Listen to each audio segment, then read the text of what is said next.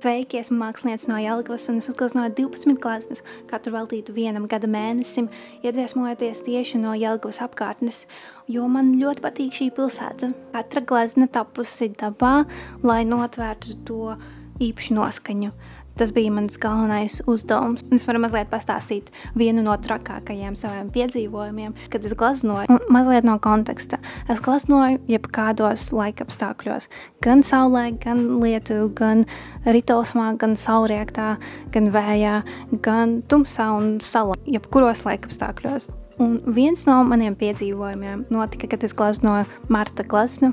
Tajā dienā Jelgavā bija ļoti stiprs vējš. Man liekas, tas ir raksturīgs Jelgavai. Vienreiz bērnībā es redzēju, ka vienu cilvēku vienkārši aizpūta tas vējš lejā pa kalnu.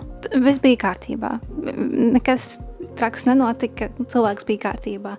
Bet man liekas, tas raksturo Jelgavas laikapstākļus tīpaši tuvāk upei. Un tajā dienā, kad es gāju gleznot savu Marta gleznu, jūs varat iedomāties, ka bija tieši tādi laikapstākļi. Bija ļoti stiprs vējš. Un es izvēlējos vietu tālu no upes. Ko jūs domājat? Vējš aizpūta manu molbertu. Tas vienkārši nokrita, tas nekas. Un vējš aizpūta arī manu audekli upē. Tas audzeklis vienkārši kā buras aizlidoja kaut kur pa vēju un iekrita upē. Un man vajadzēja līst tajā ūdenī. Es pēc tam biju ar slapjām kājām un es mēģināju ar garo zariņu kā dabūt to gleznu makšķerēt, to gleznu atpakaļ. Un viss sanāca un es pat pēc tam gleznoju tālāk. Un patiesībā sakot, šeit ir mana Marta glezna. Šādi tā izskatās. Viss beidzās laimīgi.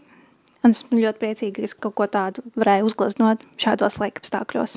Un ja jūsu māja ir tukša un jums pietrūkst kaut kādas glezniņas, varbūt apskatieties manas 12 gleznas, kuras es uzgleznoju, jo visas šīs gleznas meklē jaunas mājas, jo es gribu atbrīvot jaunu vietu jaunai kolekcijai. Tāpēc pārdotu visas savas gleznas par pieejamām cenām. Un varbūt jums ir tukša siena, kur varētu novietot šādu skaistu gleznu. Visas gleznas ir pieejamas manā mājaslapā, un es arī gleznoju pēc pasūtījuma. Tāpēc novēlu jums jauku dienu. Atā!